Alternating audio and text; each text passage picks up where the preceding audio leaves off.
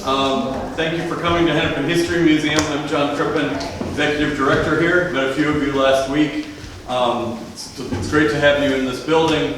We hope after the program you check out some of our exhibits. We've got Tibetan Americans in Minnesota and Pioneers and Soldiers Cemetery exhibit upstairs, and then Circle of Water Circus right behind you. So check those out. I don't think Stu Thornley needs a lot of introduction to this crowd. He's the preeminent, are you the preeminent, how do you say that in this room with so many baseball historians? I was going to say the preeminent Minnesota baseball historian, is that true? Well, that's what I call myself, I don't know. That's what we're going with.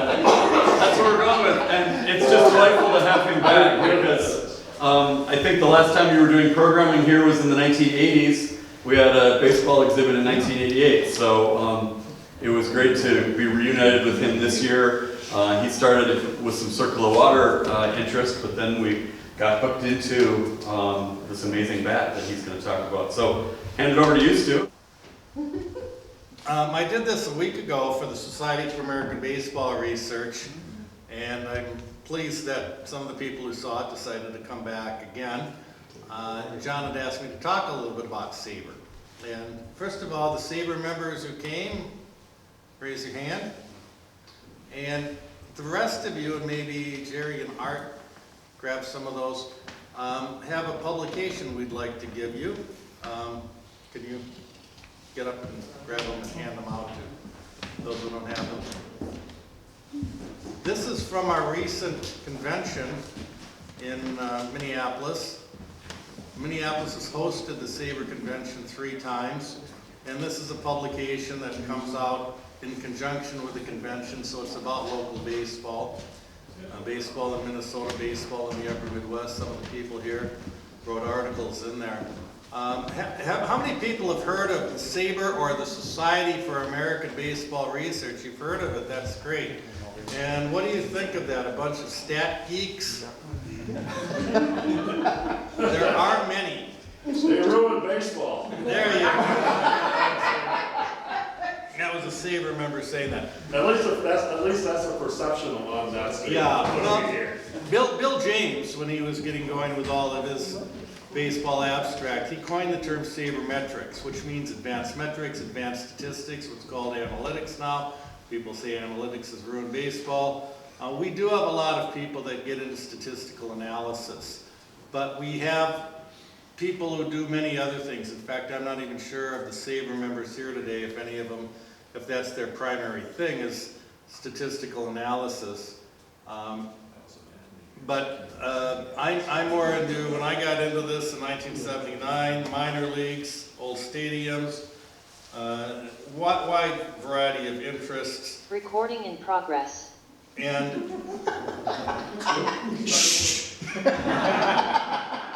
dang it, now I gotta go back to the beginning of my script, you know?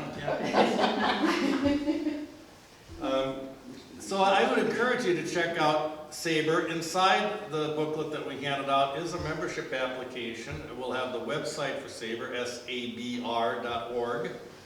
And we have one of the most active chapters in SABR, named after Halsey Hall, when we formed the chapter in 1985. Everybody remembers Halsey? Oh yeah. And we are the preeminent SABR chapter, let me say that. More preeminent than I am as an historian. We have a lot of activities. If you go to halseyhall.org, and then just go to the current chapter newsletter, and this will bring up all of our activities. There's a calendar down at the bottom. If you just want to check us out a little bit before considering joining, I don't even know what it is now, $85 a year. But if you just want to come and meet some people, you're welcome at any activity. We just had our big chapter meeting last Saturday. We have 2 big meetings a year. And then we have a lot of other events, and coming up next Saturday is our breakfast. So you don't have to do anything but show up and eat and pay. We talk baseball. So no preparation, nothing heavy duty on that. It's at Manning's, and I want to emphasize Manning's, not Manny's, not any of that, not Mancini's. 22nd, you know Manning's, 22nd and Como. A grad student at the U. Lived So there for- you lived there yeah. I grew up in that neighborhood. I ran from law enforcement right through the Manning's parking lot. And That's a good story. And if I wanted a little baseball context to it, as I continued on down 23rd Avenue, I went right by the home of Walter Jocketty. Walter became the general manager of the St. Louis Cardinals and was executive of the year, was there when the Cardinals won the World Series in 2006, just to make that baseball relevant. Just show up, you'll find us, we'll have a big table in the back. You get to know us. And come, just check out our newsletter and the calendar, and ask any of the many of us here if you have any questions about it. We'll get back to the presentation. I was here when July, Alyssa, you just opened that to see the Circle of Water tour exhibit, which I encourage you to see, along with the Pioneers Cemetery one upstairs. And Alyssa said, hey, while you're here, can you check out this bat, which you can come up and look at too. 1933 benefit game at Nicollet Park where the Minneapolis Millers played, Worden's All-Stars versus the Old Guards. I was familiar with Perry Worden, and to a lesser extent Worden's All-Stars. I didn't know what the Old Guards were. So I started looking into it more. Alyssa already had a few things on it, and I found some more, and it got to the point where they said, can you write an article for our magazine? And I wrote a brief article, and I decided I'll do this as a presentation for our Sabre group, and then it ended up, we're coming here with it too. In 1988, the museum opened a baseball in Hennepin County exhibit. And it was, the Sabre convention for the first time was here in Minneapolis that year. They hosted us for an evening here to see the exhibit. And Bob Evans, the other person, and I were doing a series of performances for the Minnesota Chautauqua on baseball. And we thought this would be a good place to pose for some promotional photos. And I sent those to Alyssa, and she said, hey, there's the bat right above Bob Evans. So we know at least it goes back as far as 1988 being in the collection, and kind of figured things out a little bit more from there. Well, Perry Worden is this guy, the second from the left in the top row. He came to Minneapolis in the 1890s. He started setting professional home run records that stood until Babe Ruth took up the business. He had 42, total later changed by historians to 43 in 1894, and in 1895 he topped that with 45 home runs. That record stood for 25 years until Babe Ruth broke it with 54 for the New York Yankees. You can see from looking at him why he had the nickname Moose. And as it turns out, he had a lot of nicknames, but he got to like Minneapolis when he played a few seasons here, and then he was off elsewhere, but he started coming back in the winter for the outdoors. He was into hunting and fishing, and he'd come back, he had made friends, he met a woman he married, and divorced, and it reminded me of somebody else who did this about 40 years later, and that was Ted Williams. Ted Williams played with the Minneapolis Millers in 1938, got to know the area, liked the people, married a woman from Princeton, divorced a woman from Princeton along with maybe two others, but made lifelong friends and loved the outdoors here. So Worden in a lot of ways is a little earlier version of Ted Williams. So he was Moose when he was here, but by the time he got here he had the nickname Peach or Peach Pie. And he had told columnists in the 1920s, this went back to St. Louis where he grew up, and he drove a pie wagon. One day, stopping to watch a baseball game, and as the story goes, an errant ball hit his horse, who ran off and crashed the wagon, and he was done with pies, and he went into baseball instead. Now, he was a bit of a terror in many ways when he came to Minneapolis. The year before, he'd been in the major leagues, the National League with St. Louis, led the league with 29 triples, and then they released him. Apparently, I don't know why, but Worden was one who would bargain hard on his salary, and that might have led to the separation. and he came here. And he was a terror with a bat, but in other ways too. He had a reputation of being that way with umpires and also with official scores, which interests me because I do that and get complaints from players, but I've never had one slap me. But Warden in Grand Rapids, Michigan, when the Millers were playing in 1895, slapped an official score. And apparently it was a serious enough deal that the next time the Millers went into Grand Rapids, Warden did not go with them for fear of being arrested. Now, I said he led the National League in triples in 1893, 29 triples, that's pretty good, and 1 home run. And then he jumped to more than 40 the following year. Well, how do you do that? This is a big part of it. Athletic Park was the home of the Millers from 1889 to 1896. It's downtown. This would be on the bottom bird's eye view drawing, Hennepin Avenue. This is First Avenue North. Tiny little ballpark, and the estimated distance down the foul lines are 250 feet.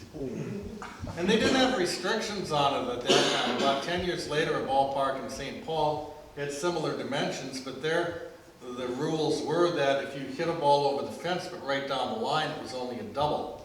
You had to hit it over the fence out towards center field to get a home run. They didn't have any such restrictions, so it was reflected with the Millers as a team. It was with the home run totals that Warden was racking up. Now, to place it where it is this block here to the northwest with a tower on it. That's now occupied by Target Center, the basketball arena. So if you're down at Target Center, there it is. And here on the Sanborn map and also in the bird's eye view, this is the West Hotel, which is a prominent landmark. Years later, when they'd write about this ballpark, Athletic Park, it was officially known as, but they'd always just say the ballpark behind the West Hotel. The West Hotel was a grand hotel in the upper Midwest for many, many years. And the light rail on the bottom. What's that? The light rail runs underneath it.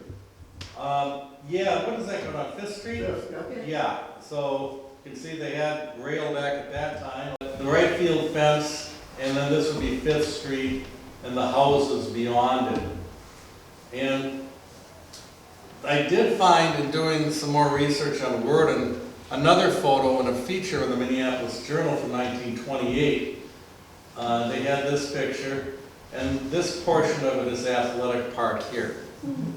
I sent this one to Kristen Anderson, who's one of our members and an authority on early ballpark architecture. She confirmed, yes, this is the same field. This would be the right field corner down here. And the street running up here is 5th Street, so this would be the right field fence. And if we look back here, you see the homes beyond the right field fence. And there they are, more from the side. What's up here? If we go, continue on up, anybody want to know what's there now, about another block up? No, this is the site of the ballpark from Target Field. So Butler Square is on this site now.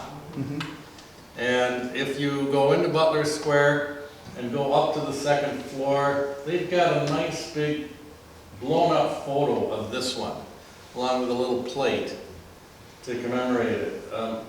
This was finally how I could identify the date on it, with the big blown up photo that they would look at the scoreboard and see the out of town games. And this was Decoration Day of 1891. Obviously they drew enough people that they had to put them on the field, which would happen back at that time.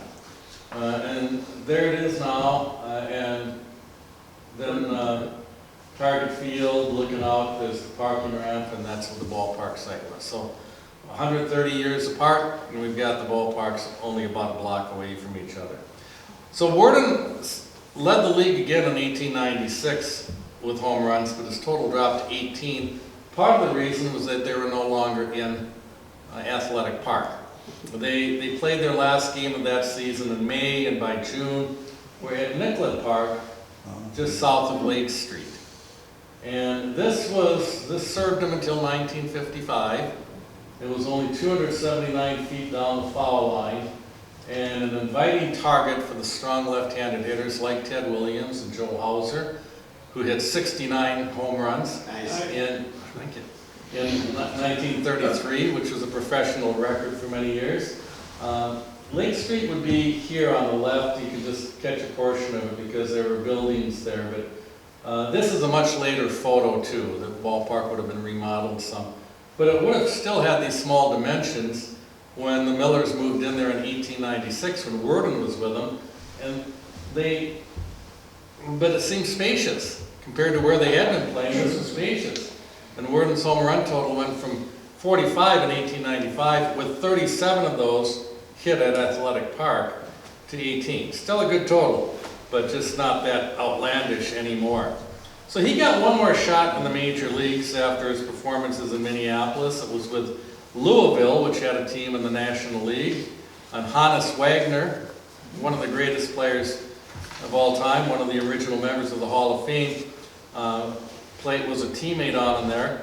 And then he came back, he played a little bit in Minneapolis, but he was all over playing for other minor league teams for about another 10 years. Finished his career with one season and another partial season in the Cotton States League in Mississippi, but he retired early in 1906 because he was having trouble hitting, and he was having trouble hitting because he was having problems with his eyesight. So, no longer a baseball player. What's somebody with deteriorating eyesight supposed to do for a profession? Umpire. Become an umpire. The American Association, the league that the Millers and Saints were in, hired him as an umpire, and he worked there in 1906 and the rest of 1907. He continued doing amateur umpiring, including the Minnesota Gophers, went back to pro umpiring. He was the chief of umpires in the Northern League in 1913, and then in about 1920, when a new minor league, the Dakota League, started, so he umpired. But he had a couple of years as a coach for Indianapolis in the American Association, one of the other teams in there with Minneapolis and St. Paul. And at that time, teams didn't have coaches. They had a manager, they had a captain. This somehow was a really big deal. The Sporting News had a pretty good-sized article about how Perry Worden was creating a new role in baseball, that he was the first official baseball coach. And he did that a couple of years with Indianapolis. Now, besides that maybe umpiring, playing, coaching for a couple of years, that might have been the end of his steady income.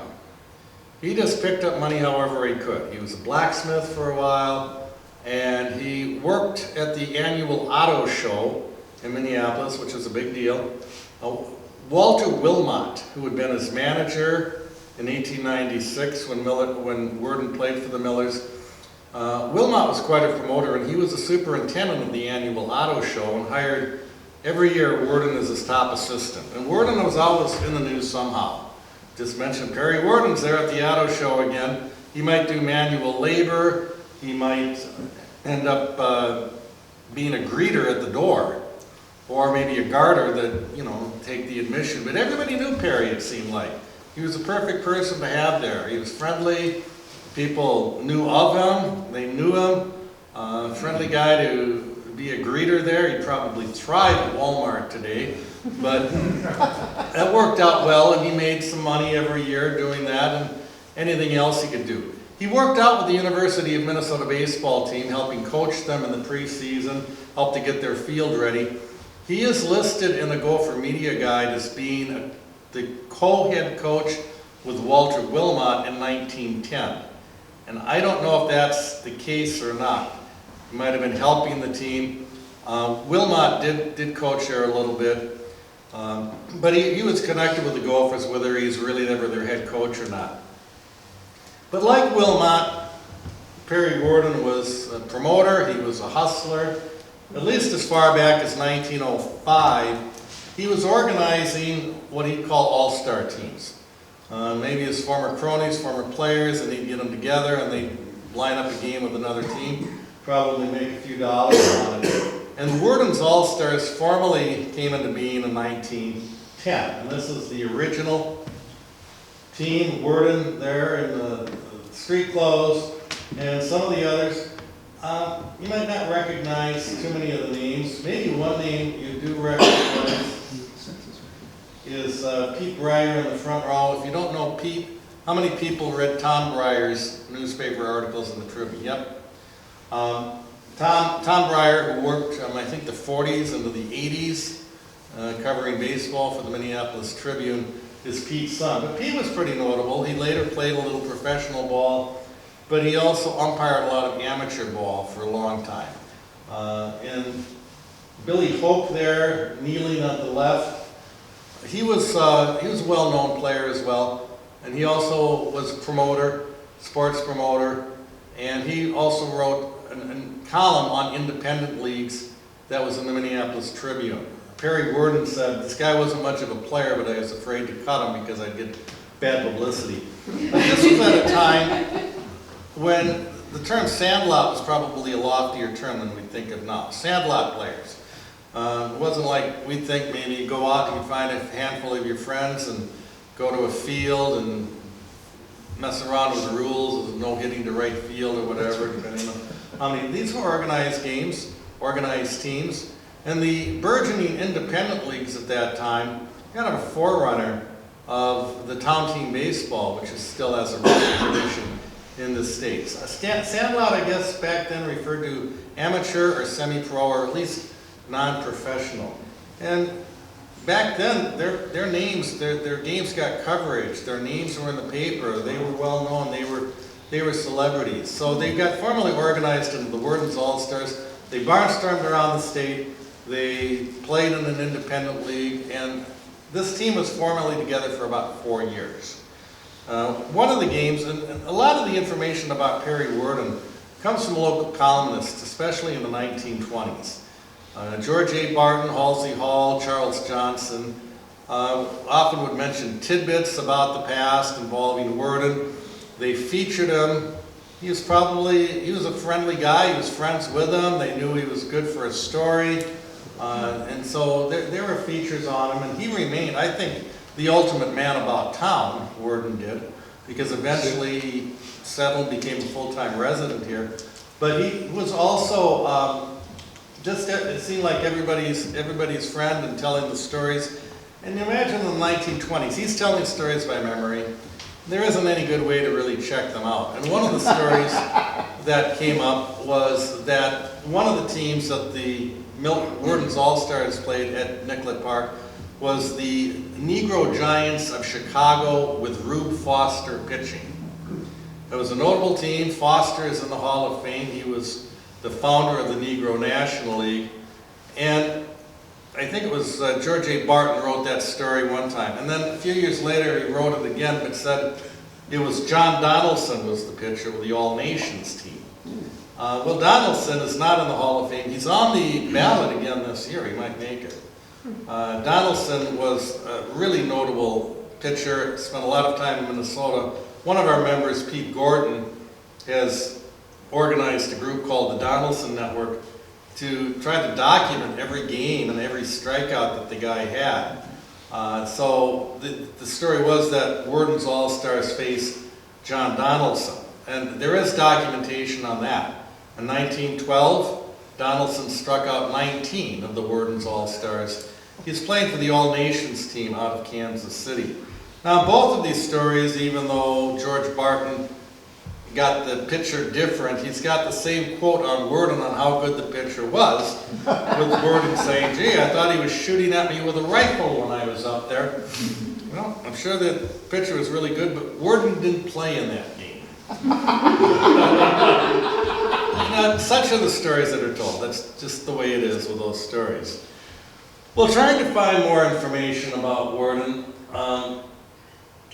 census records, in the city directories. He eventually did settle here. He was in the city directory as early as 1894 when he first got here. A lot of times it would be, the address would be of the baseball team, the ballpark. He was in rooming houses, hotels, residences, and is trying to figure out if he is married. Well, in 1891 he was, because the St. Louis correspondent mentioned that at a game in St. Louis, Worden's wife was in the stands. So he was married there. apparently not by the time he really settled in Minneapolis. And I did find out from one of the census records in 1910, he was married to a woman named Jessie. Now, I had seen things in the paper about Mr. and Mrs. Worden, Mr. and Mrs. Perry Worden hosted a dinner at their house. Kind of tidbits that would make. Okay, well, yeah, that's how all the women were, Mrs. Perry Worden. But I found out from the census her name was Jessie. Okay, that's something. I'm tracking down more on Jessie. Okay, Jessie. You know, that's difficult too. Fortunately, in 1906, her brother was murdered.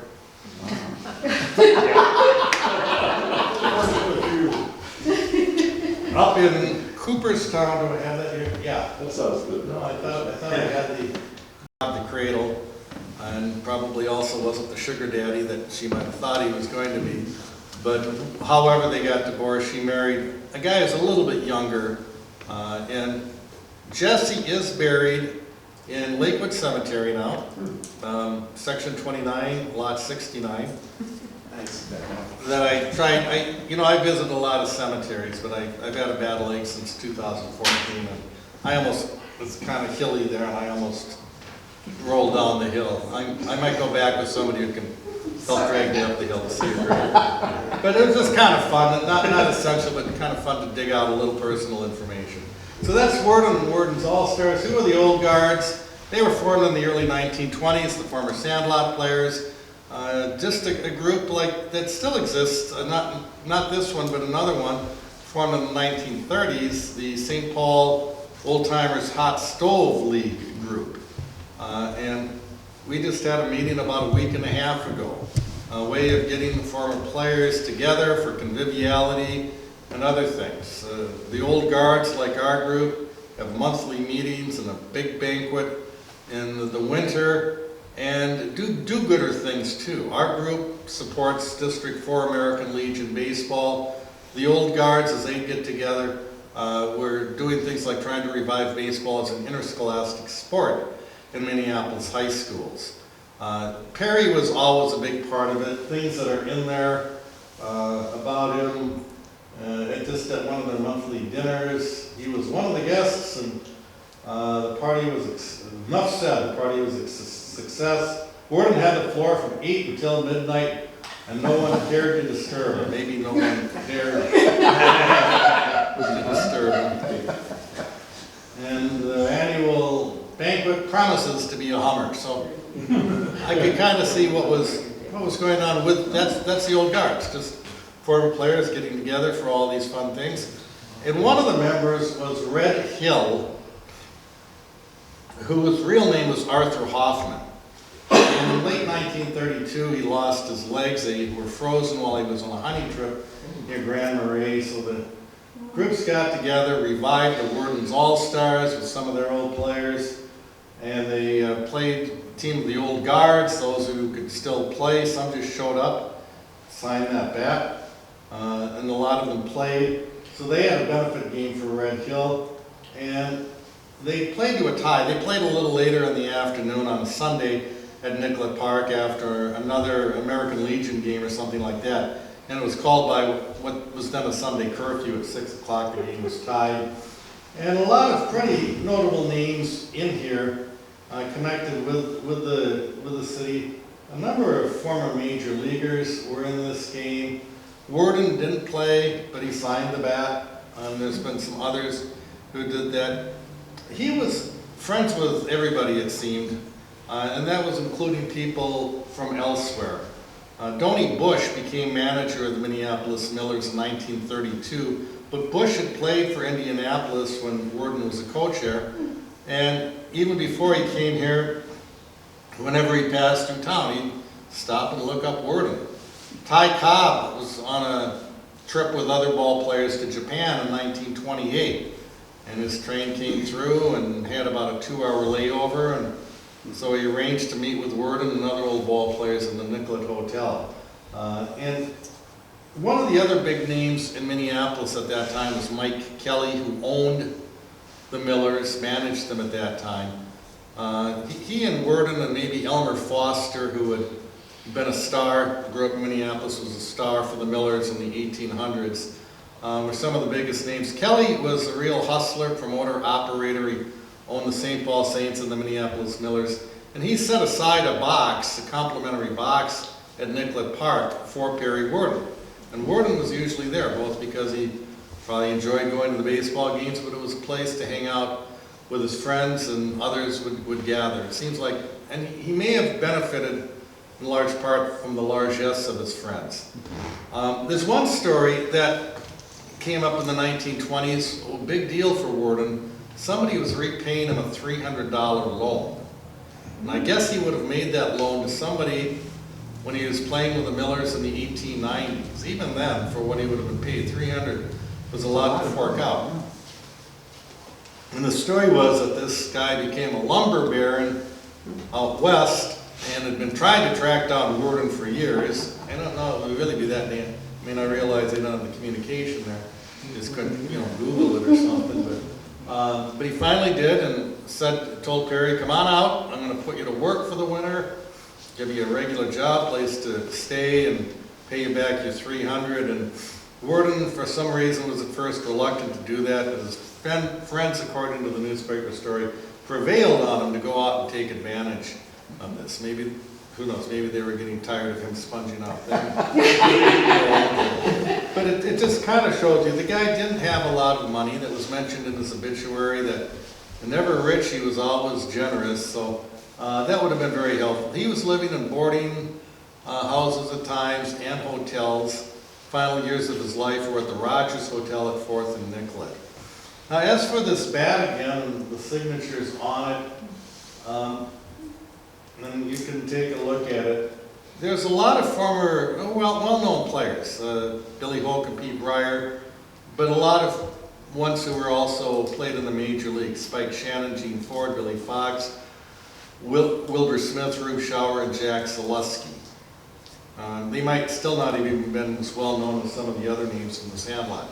But Jack, there are two Zaleski signatures on there, Jack and then Joseph W. And if you want to go on a scavenger hunt, see if you can find that name in this museum. You go down the stairs, there's a plaque there from when the museum opened, and Joe Zaleski's name is on it. He was one of the founders of the Hennepin County Historical Society in the late 30s, and served, I think, until his death in 1970 as a curator, editor, director. And it was John Crippen who said that's probably where the bat came from, since he was one of the old guards and was there. After the game, they presented this bat to Red Hill, the recipient of the benefit. Still, how it got from there to here, likely Joe Zaleski had something to do with it. Worden didn't play in the game. He was getting up there in years. One on the left is from 1920, and the photo on the right from 1932. He'd been having heart problems and was living out his final years at the Rogers Hotel at 4th and Nicollet. This was just down the block from the Hotel Vendome, which had a big billiard room. And he probably spent a lot of his time there, both playing billiards, but another place to hang out with his friends. And it just was with a little bit interesting, I found, and I'm going to speculate on it. As it turns out, Warren Kirk, that was a W.E. Kirk that Worden's ex-wife married, he operated a restaurant, cafe, bar, the Casanova, on that block too, maybe right in between those two hotels.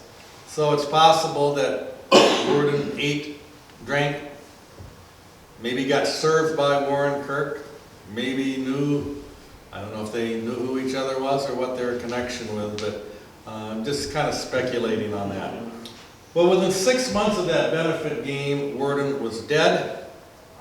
He expired at Abbott Hospital early morning of January 9th, 1934, about a half year shy of his 69th birthday. Nice.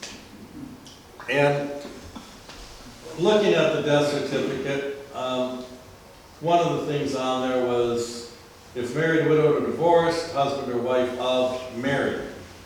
And I'm guessing, well, there it says he was divorced, married.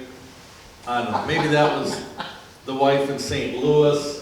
I see that the informant on this was a woman from St. Louis who probably helped him fill that out. He was cremated at Lakewood Cemetery and he is buried back in St. Louis. I think a couple people here might have been with me. Jerry, I don't know if you remember when you were in St. Louis.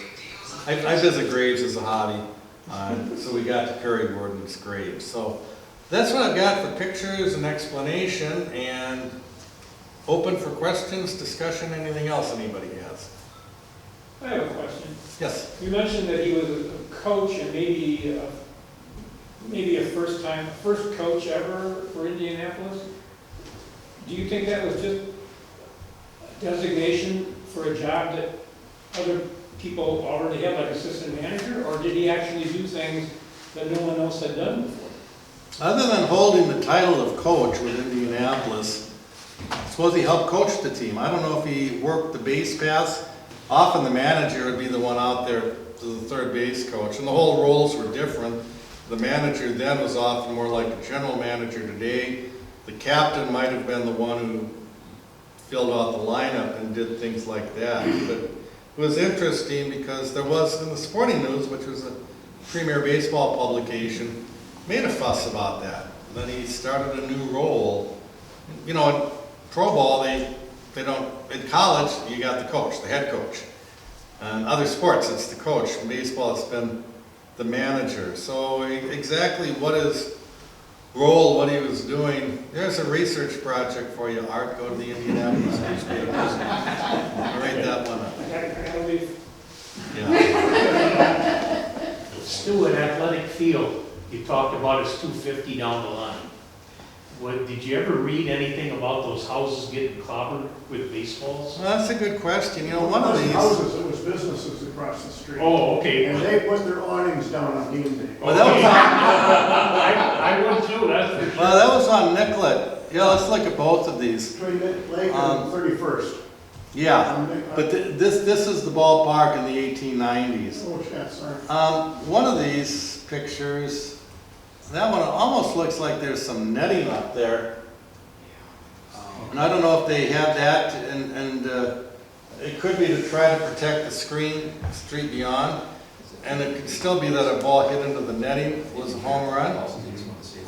That's the way it was Fenway Park before they added those seats up top. A lot of balls would be home runs. They'd clear the green monster, but come down in the net. Sometimes they'd clear all of that. But you brought up Nicollet Park, and you're absolutely right that,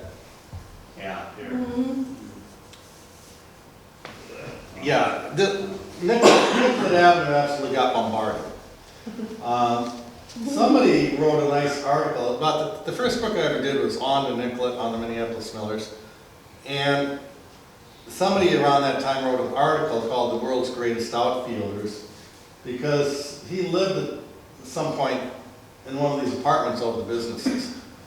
And he'd watch the kids before the game chasing the batting practice balls that came out there. Because if you got a ball, you could turn it in and get into the game. And some kids might wait back here for foul balls, but the older kids, I think this is a prestige. Can you imagine driving down Nicollet Avenue, not only having to avoid a ball coming out, but to avoid the kids starting out in the avenue. And I heard some stories, and I did document one incident. There's Johnston Appliance and some others. President's Cafe. President's Cafe, One of yeah. the few places in South Minneapolis you could drink with lunch. You could drink with lunch. It was, they have these liquor control districts, this was inside it. Okay. What was the cross street? What's near Lake Street? This is Lake on the left. And this is 31st on the right. 31st. Oh, okay. This is the only thing that's still kind of the same. Yeah, These streetcar are the bars. streetcar barns, and it's now That's company. So Blaisdell Avenue here. Yeah, And down this street, what the heck is it called? A woman wrote a nice little book about it and sent it to me. There was a 2-block street that came down here. Yeah. She wrote a book, and I'm drawing a blank on. there was a White Castle down there, grab a quick meal. It's going to be a KFC now. That's an antique store. Yeah, White Castle's here. That's closed. It's going to be a Kentucky Fried Chicken. But yeah, they never had frontage on Lake Street. Lake Street was here in Nicollet. This is where those idiots in the 70s blocked Nicollet off for a Kmart. The Kmart's Oh. torn down, but it's still blocked. My uncle lived at 3411 Blaze. So I spent, my grandma at 3632 Nicollet. And hanging out with my cousins, I spent a lot of time in the neighborhood. Nicollet Park was gone by then. And my uncle was leading the charge for Keep Nicollet Open. And we'd get out here picketing. It didn't do any good. They closed it up. They built the Kmart. I've given up hope on reading stories that they're going to reopen Nicollet, but when they do, my cousin Jamie has got my uncle's ashes. And said when they do this and they tear things up, we're going to come back in the night and we're going to dump his ashes. But I would hear stories. Some of these businesses would have big awnings to come down to protect the plate glass windows, but the ball could hit the avenue and bounce up. Yeah. And there is one, it's 1950, a Saturday night game. Spider Jorgensen had a home run in bottom of the ninth, bottom of the 10th to win it. And the newspaper did report that ball sailed out, and the fans were cheering, and then could hear a crash and a burglar alarm. There's all these stories about Nicollet Park that sometimes you wonder about. It's always nice if you can finally document ones. This had to look a lot different. You know, this ballpark went up in a matter of weeks. When the Millers left Athletic Park and went on about a 3-week road trip, they didn't even know where they were going to be when they came back. And there was a ballpark waiting for them. Ballparks did that at that time, but couldn't have been too extensive at the time. Have a field laid out, some bleachers, so exactly how it looked at that time. And you had to buy a cushion, because the seats were the most uncomfortable thing ever. Yeah, and so you buy the cushion, and then if you didn't like the umpire call, Reddit. you'd fling the cushion onto the field. Fred, did you have a question? Yeah, the game ended halfway through an inning with the visiting team scoring 2 runs in the top of that unfinished inning. Would that been allowed to happen in a professional game? Or would they have rolled back to the Well, at the time, until 1980, baseball had the deal. Come on, where are we? Baseball had the deal where a score could revert to the last full inning if it couldn't be completed. Yeah, here. I mean, obviously it's an exhibition game. A tie is a preferred result, almost. Yeah, it's. I'm trying to get that box score up.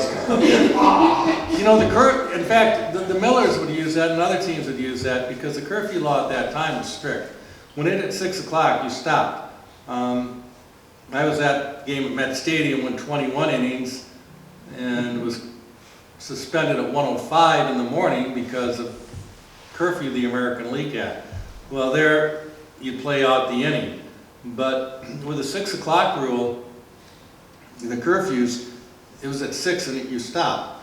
And there was one game a little later on, the Millers, so a more organized game, did some stalling because the other team had been behind, but had scored on the top of the ninth and taken the lead. And the Millers, rather than try to regain the lead, just farted around and wasted time. And then when the game was called, before they were put out, the score reverted back. And you'll hear stories from back then about teams stalling, and the umpires, sometimes they could forfeit the game. Good eye. I don't know how to get the picture up there. Yes? I will say, I lived 3 blocks off the top of the screen, and I was my dad's ticket out of the house. I'm gonna take Billy to the ball game. Walk over, rent our cushion, and go sit. So, yeah, Listen to the old what guys. years were you going to games there? I was we moved in 49, away from there. So this would have been 48, 47. Okay, a couple of years before Willie played. In 1951, Willie Mays played briefly. Ted Williams had been there for an entire season in 1938, and things were kind of changing. In fact, the Millers became a farm team of the New York Giants in the mid-40s. And now this is how the minor leagues are. If you follow the St. Paul Saints and the Twins, you know, they're shuttling players back and forth all the time. And if anybody does too well, it gets called up. But that hit home for Minneapolis fans in 1951 when Willie Mays was here and played in 35 games, had 8 home runs, a .477 batting average, and the Giants called him up, which is hardly unusual, except it was back then. Fans kind of expected that he'd be here for the whole season, like Ted Williams had been. I don't know if Willie walked in the game, but he could have gone, what, you said you were about 3 blocks Yeah. that way. Where, on 3rd Avenue, 4th Avenue? Yeah. Well then, and then 31st and 4th? Actually, I lied, it's 32nd and 4th. Oh, Well, then you're even closer. But you were 4 blocks from where Willie Mays lived, but that was in 51 after you had left.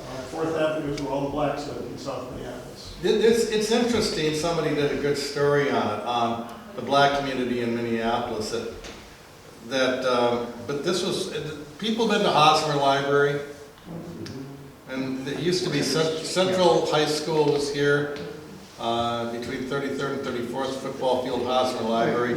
The house right behind Hosmer Library on 4th Avenue is where Willie Mays lived. It would have been only a couple of weeks. The team was on the road for the first few weeks, and they had a homestand and then left again. But Willie Mays lived at that house, whatever it is, 3606 4th Avenue. And Ray Dandridge and Dave Barnhill were on the team. Ray Dandridge neither one of those guys ever played in the major leagues. Dandridge and Barnhill had been the first black players on the Millers in 1949. And Dandridge was the star, but he was getting older, he just never got the chance. He has been elected to the Hall of Fame. And I think they lived across the street. Somebody did a good examination of that. Just a lot of the demographics of the time. But so I didn't know, would they walk together down 4th Avenue, 5 blocks, and then walk another 3 blocks over to get to Nicollet Park? So, Monty Irwin played there in 48. Irvin got with him in 55. I went with the game with my dad, and went and saw, he was down on the rehab assignment. Oh, okay. Monty Irvin was another one who did play in the major leagues. He's in the Hall of Fame. Well, he was a good giant at that point. So maybe I've got the year wrong. He came down for rehab. My dad said, watch this guy. Yep.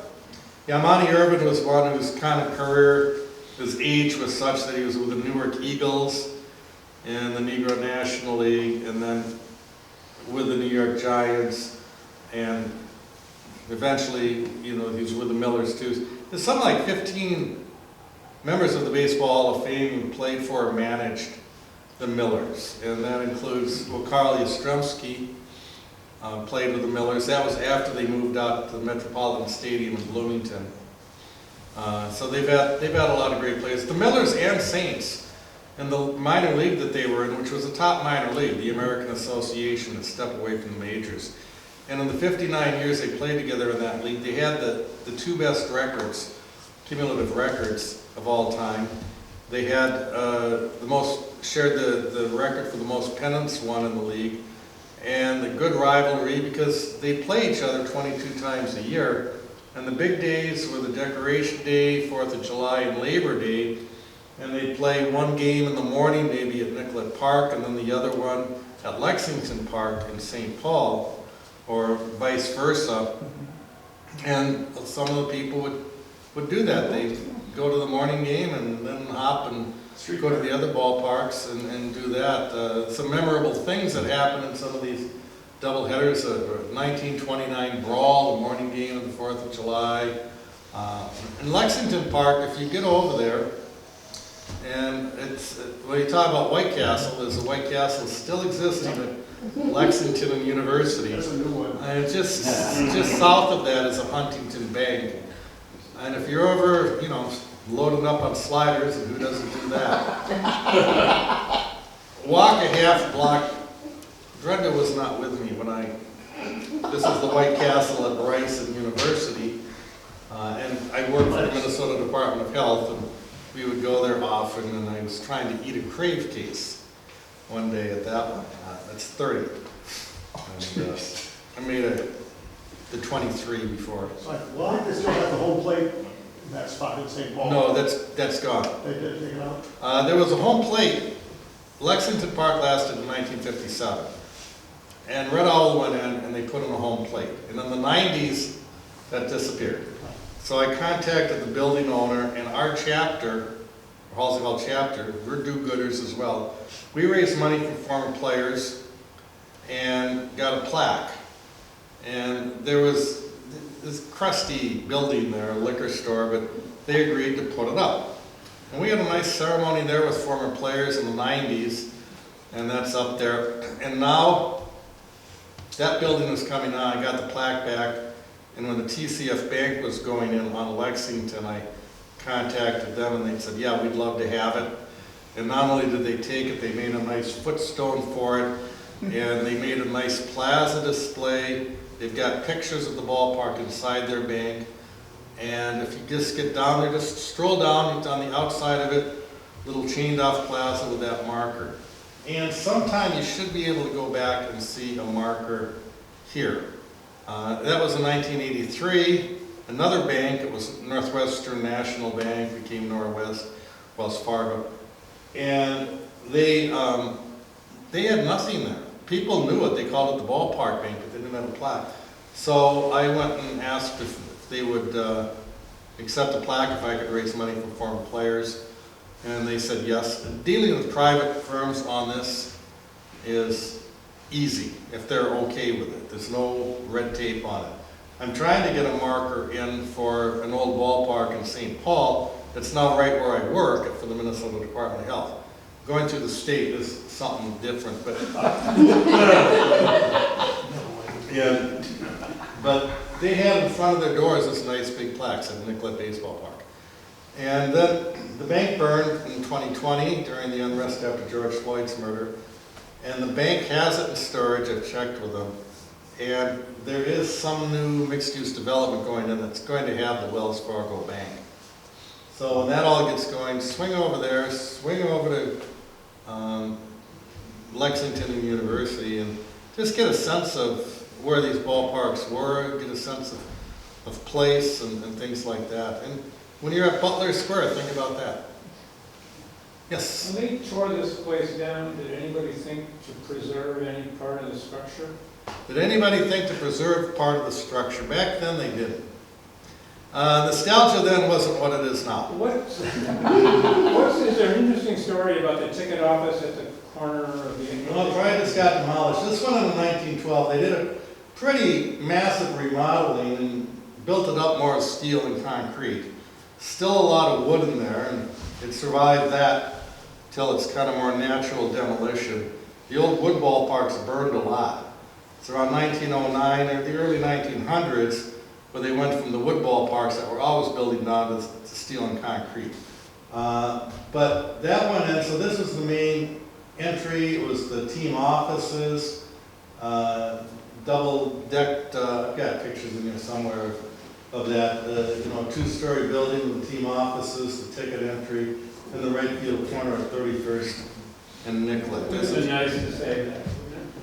Well, yeah, I don't know how that was doing, but they talk about, the story that got me going into all of this, Dave Mona was writer for the Tribune, and it was in 1966, he had an article on Nicollet Park, and my folks showed it to me, I cut it out, I still have it in my scrapbook, and I've told Dave that had a big influence on my life. It was the stories he told of it, but the way he described it was soggy, rotten, foul, and thoroughly wonderful Nicollet Park.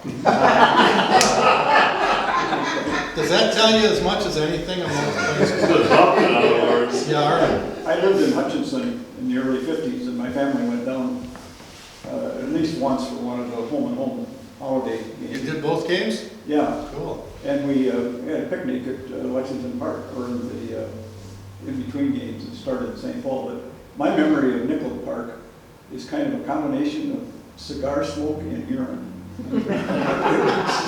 I smelled both at ballparks. Yeah. But the cigar was overwhelming. I mean, I think it must have been 1 out of 3 men that attended the game just smoking cigars. It was unreal. Well, yeah, that's how it was at the time.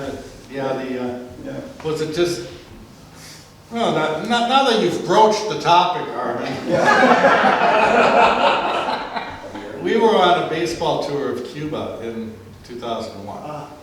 And we were the ugly Americans being treated as the elite and getting kind of premier seats. We were seeing Fuegos in these kind of private boxes, almost like what you used to see at Dodger Stadium where all the celebrities would sit.